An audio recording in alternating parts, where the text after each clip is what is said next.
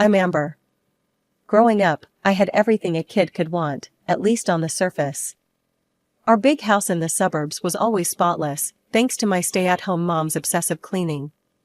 Dad brought home the big bucks as some hotshot engineering exec. My little brother Jake and I went to the fanciest private school in town. But all that glitz and money couldn't make up for what was missing, my parents' love and attention. From the day Jake was born, it was clear he was the golden child. Mom and Dad fawned over his every move, while I faded into the background. When Jake started playing hockey at age 5, you'd have thought he'd just won Olympic gold from how our parents reacted. "That's our future NHL star," Dad would crow to anyone who'd listen. "Mark my words, Jake's gonna be the next Gretzky." Meanwhile, I'd be sitting there with my straight-A report card, not even warranting a good job, kiddo. But hey, that's life when you're the less-loved child, right? As the years went by, Jake's hockey obsession only grew, fueled by our parents' relentless push for him to succeed. They poured obscene amounts of money into the best gear, private coaches, and elite summer camps. Jake lived and breathed hockey, his entire identity wrapped up in being the next big thing. Don't get me wrong, I loved my brother. Jake was a good kid, even if he could be a brat sometimes. It wasn't his fault our parents put him on such a pedestal. But as I watched him lace up those $500 skates while I was still wearing hand-me-downs, I couldn't help but feel a twinge of resentment. Little did I know, those feelings would only intensify in the years to come. As I headed off to college and started building my own life, Jake's hockey career would continue to dominate our family dynamic. But I'm getting ahead of myself. Let's back up a bit. Despite feeling like a perpetual afterthought at home, I managed to carve out my own path. I busted my ass in school and landed a spot at a great college, studying interior design. It was my passion, the one thing that was truly mine, not tainted by Jake's shadow. College life was a whirlwind of new experiences and freedom. I threw myself into my studies, determined to make the most of this opportunity to forge my own path. The constant weight of being the less favored child seemed to lift a little with each passing day away from home.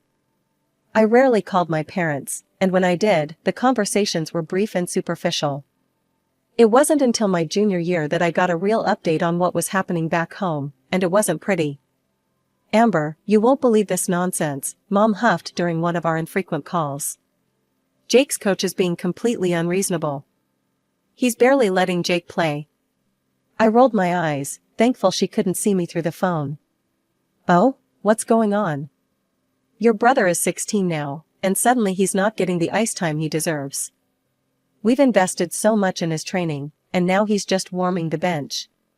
Your father and I have tried talking to the coach, even the team owner, but they won't listen." Time marched on, and before I knew it, I was donning my cap and gown, ready to graduate. As I scanned the crowd for my family, I spotted them easily. They were the ones looking distracted and checking their phones every few minutes. After the ceremony, I made my way over to them, diploma in hand and a proud smile on my face. "Congrats, sweetie," Dad said, giving me a quick hug. "Listen, we can't stay long.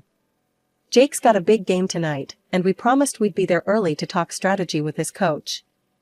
I watched them hurry away, my graduation gown suddenly feeling heavy on my shoulders.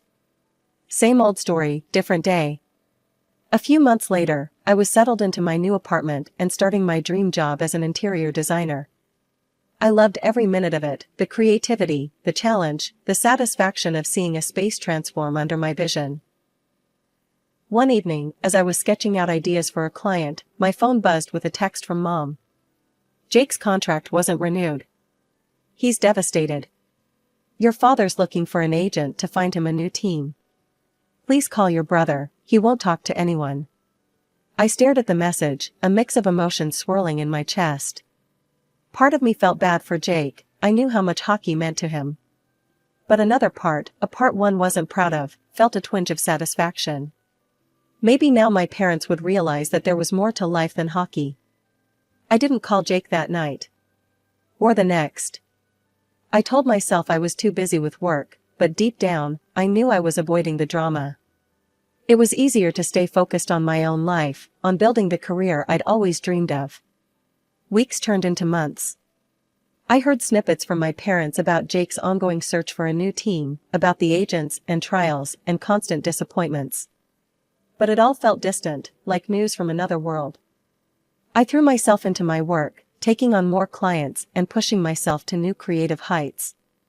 My designs were getting noticed, and I was building a solid reputation in the field. Just when I'd resigned myself to focusing solely on my career, love came knocking in the form of Eric. We met at a client's housewarming party. He was the charming guy who spilled red wine on the pristine white carpet I'd so carefully selected. As I helped him clean up the mess, we got to talking, and before I knew it, we'd spent the entire evening in our own little bubble. Our relationship blossomed quickly. Within 6 months, we were practically inseparable. By our first anniversary, we decided to move in together. Those 2 years of cohabitation were filled with laughter, love, and the kind of domestic bliss I'd always envied in others, but never thought I'd have for myself.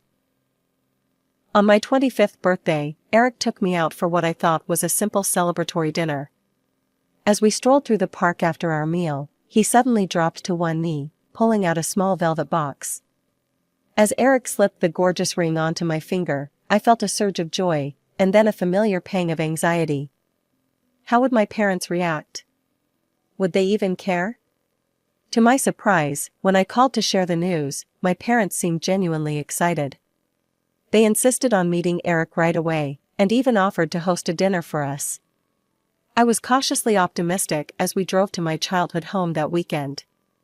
The dinner started off well enough. My parents welcomed Eric warmly, and for once, I felt like the center of attention. But as the main course arrived, the conversation took an all too familiar turn. "So, Eric," my dad said, refilling his wine glass, "did Amber tell you about her brother Jake? He's quite the hockey player, you know." I felt my heart sink as my parents launched into a detailed account of Jake's latest attempts to revive his hockey career. Eric, bless him, tried to steer the conversation back to our engagement several times, but it was like trying to stop a runaway train. Despite this, the evening ended on a positive note. My parents insisted on paying for dinner and even gave us their blessing.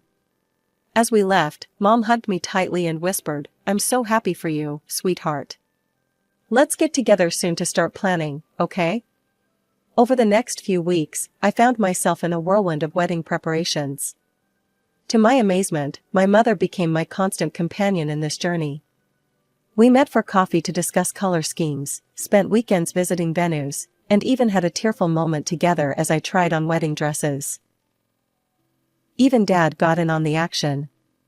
He insisted on paying for half of the wedding expenses, negotiating with Eric's parents like it was a business deal he was determined to win. I caught him one evening, poring over seating charts with the intensity he usually reserved for Jake's hockey strategies. "Dad?" I said, surprised. "You don't have to do that. We can handle the seating arrangements." He looked up at me, a soft smile on his face. "Nonsense, pumpkin. This is your big day. I want everything to be perfect." I felt a warmth spread through my chest. This was all I'd ever wanted, to feel like I mattered to my parents, to be the focus of their attention and love. One sunny afternoon, I sat at my parents' dining room table, surrounded by color swatches and flower catalogs. Mom and Eric's mother, Linda, were engaged in a heated debate about napkin colors. "I'm telling you, cream is the way to go," Mom insisted, waving a swatch like a flag. "It's classic, elegant, and goes with everything." Linda shook her head firmly. "But blush would tie in so beautifully with the bridesmaids' dresses. Amber, what do you think?" I couldn't help but smile. "Honestly, I think either would look lovely." Both women looked at me like I'd grown a second head. "Amber, dear," Mom said, patting my hand, "this is your special day. Every detail matters." I bit back a laugh. Who would have thought I'd ever see my mother so invested in something related to me? It was almost comical. The great napkin debate was followed by an equally passionate discussion about the music playlist. Dad and Eric's father, Tom, nearly came to blows over whether we should have a live band or a DJ. I exchanged an amused glance with Eric. "Maybe we could have both?" I suggested. A band for the ceremony and dinner, and a DJ for the dance party after? Both men looked at me with newfound respect. Now that's using your noggin, Dad said proudly. See, Tom? My girls got it all figured out. But even as I basked in this newfound parental attention, reality had a way of creeping in. Just as we were finalizing the venue details, Mom's phone buzzed. Her face lit up as she read the message. Oh, this is wonderful news. Jake's got a tryout with a team in Calgary next week. And just like that, the spell was broken. That's great, I said, trying to keep the disappointment out of my voice. We'll need to reschedule our cake tasting, Mom said, already typing furiously on her phone. Your father and I need to fly out with Jake. This could be his big break. This became a recurring theme over the next few weeks. For every wedding plan we managed to nail down, there was a Jake-related interruption. A venue walkthrough was cancelled because of Jake's crucial training session. A meeting with the florist was cut short when my parents had to rush Jake to a last-minute interview with a scout. One evening, as Eric and I were going over the guest list, I broke down. I don't get it, I sobbed into Eric's shoulder. They're spending thousands on flights and hotels for Jake's hockey pipe dream, but they can't stick around for one lousy florist appointment? Eric held me close, stroking my hair. I know it's hard, babe. But hey, at least they're helping with the wedding costs, right? That's something. I nodded, wiping my eyes. He was right, of course. The old Amber would have been furious, ready to call off the whole thing and elope. But I was trying to be more understanding, more mature. The days flew by in a flurry of final wedding preparations. Despite the occasional Jake-related hiccup, I was riding high on a wave of excitement and anticipation. Everything was falling into place, the venue was perfect, the flowers were ordered, and my dress fit like a dream. I could almost taste the happiness that awaited me on my big day. Just a week before the wedding, I was going over last-minute details with our planner when my phone buzzed. Mom's name flashed on the screen. Hi, Mom. I was just about to call you about the rehearsal dinner tomorrow. Amber, honey, Mom cut in, her voice tense. About that, we need to talk. Your father has an urgent business trip, and we're going to have to reschedule the rehearsal. And, well, we might need to postpone the wedding date too. I felt like I'd been doused with ice water. I'm sorry, what? Mom, please tell me you're joking. I wish I was, dear. But your father's job is very important, you know that. And I need to go with him for support. We'll let you know when we're back and we can set a new date then. My mind was reeling. This couldn't be happening. Not now, not when we were so close. Mom, the wedding is in a week. We can't just postpone it. What about all the guests? The vendors? Everything's paid for. I know it's inconvenient, Amber, but sometimes these things happen. You'll understand when you're older. I ended the call in a daze, my carefully constructed world crumbling around me. How could they do this? After all the progress we'd made, all the moments I thought we'd shared, was I still so unimportant to them? Eric found me an hour later, curled up on our bed, tears streaming down my face. I poured out the whole story, my words punctuated by sobs. We spent the next few hours brainstorming solutions. Could we postpone? What would it cost? Could we do it without them? Nothing felt right. As night fell, I found myself mindlessly scrolling through social media, seeking any distraction from the chaos in my head. That's when I saw it, a post from Jake that made my blood run cold. Eastern Europe, here I come. Can't wait to show these European clubs what real hockey looks like. Thanks Mom and Dad for always having my back. This is gonna be my big break, I can feel it. The pieces clicked into place with sickening clarity. There was no business trip. My parents were flying halfway across the world for yet another of Jake's hockey pipe dreams, and they were willing to sacrifice my wedding to do it. With trembling fingers, I hit the call button next to Jake's name. Each ring felt like an eternity as I paced our living room, my mind a whirlwind of emotions. Hey, sis. Jake's cheery voice came through the speaker. "What's up?" I took a deep breath, trying to keep my voice steady. "Jake, I just saw your post about going to Eastern Europe." "What's going on?" "Oh man, it's incredible," he gushed, his excitement palpable even through the phone. "Mom and Dad are the best, you know? They're paying for everything, the flight, my agent, a swanky hotel. They're even coming with me for support." Can you believe it? My heart sank. So it was true. "When exactly are you going?" I asked, dreading the answer. "We leave next Friday. The tryouts start on Sunday, and..." "Next Friday?" I cut him off, my voice rising. "Jake, that's my wedding day." There was a pause, then Jake chuckled. "Oh yeah, I forgot about that." "Well, you can always reschedule, right? This is a once-in-a-lifetime opportunity for me." I felt like I'd been slapped. "Reschedule? Jake, it's my wedding. How can you even suggest that?" "Look, Amber," he said, his tone suddenly dismissive, "my career is more important than any wedding. You can get married any day, but this might be my last chance to make it big in hockey." Something snapped inside me. Years of pent-up frustration and hurt came pouring out. "Are you kidding me? Do you have any idea how many times I've been pushed aside for your hockey dreams? How many times Mom and Dad have chosen you over me? And now you want me to give up my wedding day?" "Hey, it's not my fault Mom and Dad see my potential," Jake shot back. "Don't hate the player, hate the game, sis." I couldn't believe what I was hearing. "Jake, you're 22 years old. Don't you think it's time you handled your own career without Mom and Dad holding your hand?" He laughed, the sound grating on my already frayed nerves. "Why would I do that when they're so willing to help? I'd be stupid to turn down their support. Can't you see how selfish you're being?" I pleaded, a last desperate attempt to reach him. "Just this once, can't you step back and let this be about me?" "Sorry, sis," Jake replied, not sounding sorry at all. "I'm not concerned about your future. I'm not sacrificing my career for your little party." The line went dead, leaving me standing in shocked silence. I couldn't believe it.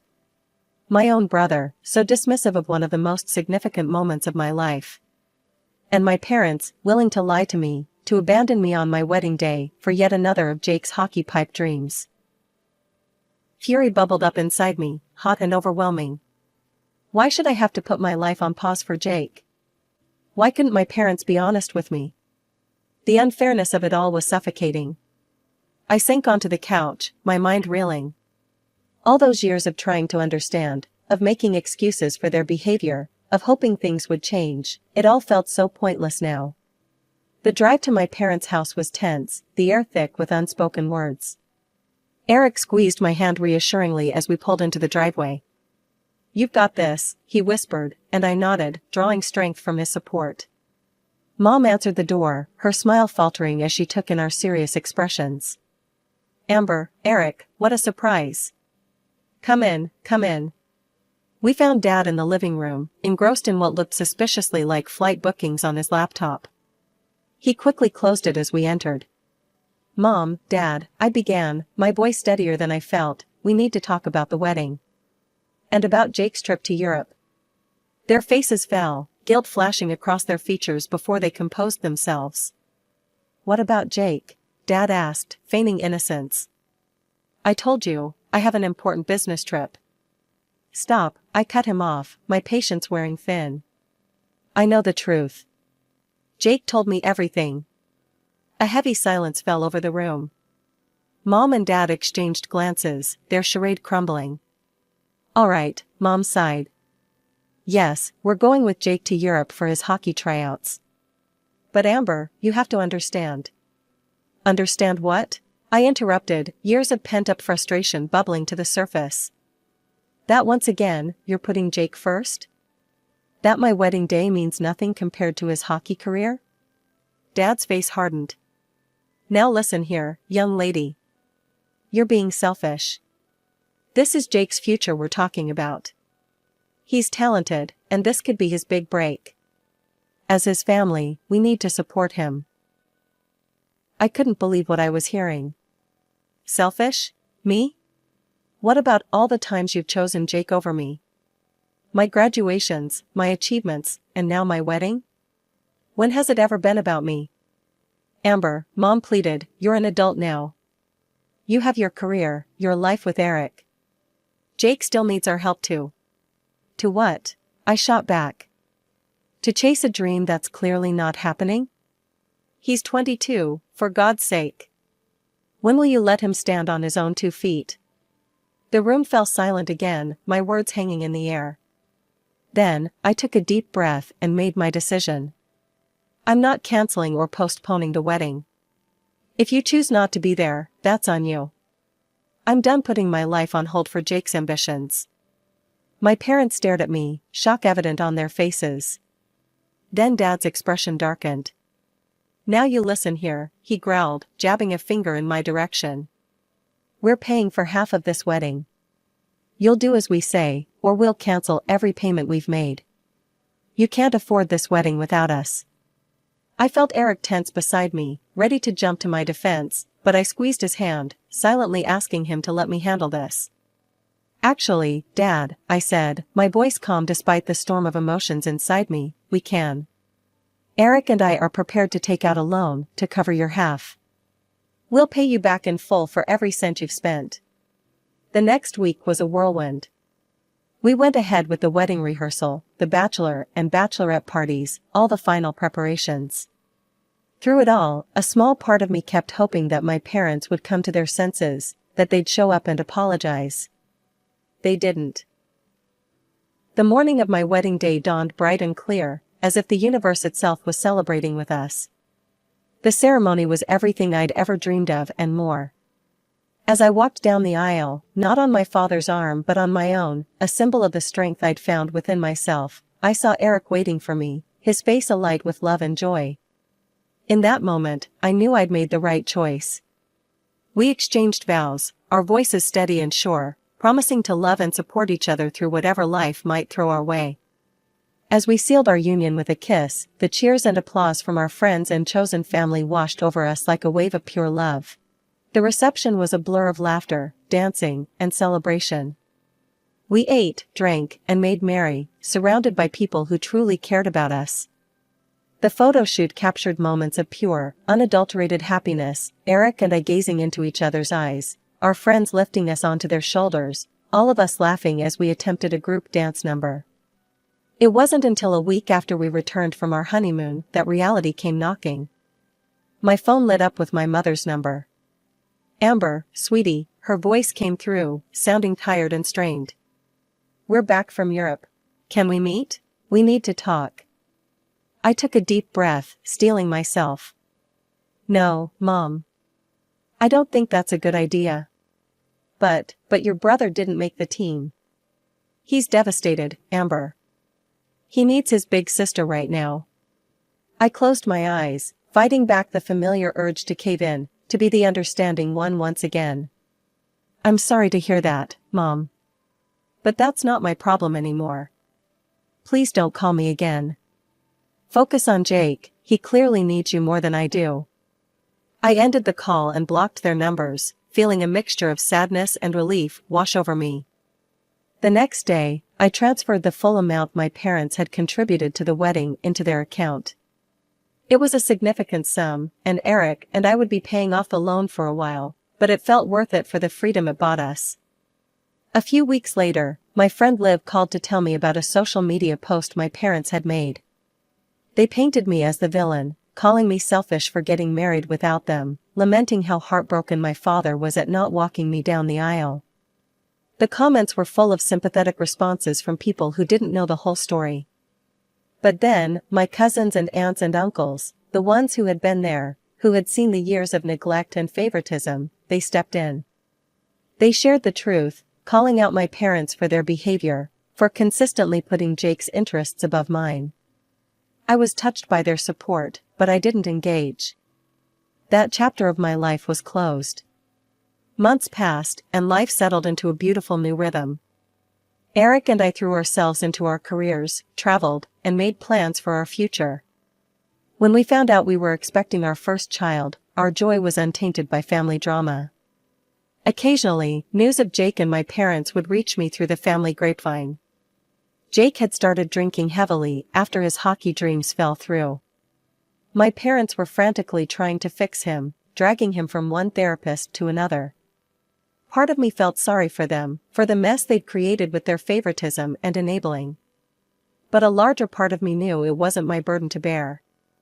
As I sat in the nursery Eric and I had lovingly prepared for our baby, my hand resting on my growing belly, I realized something profound.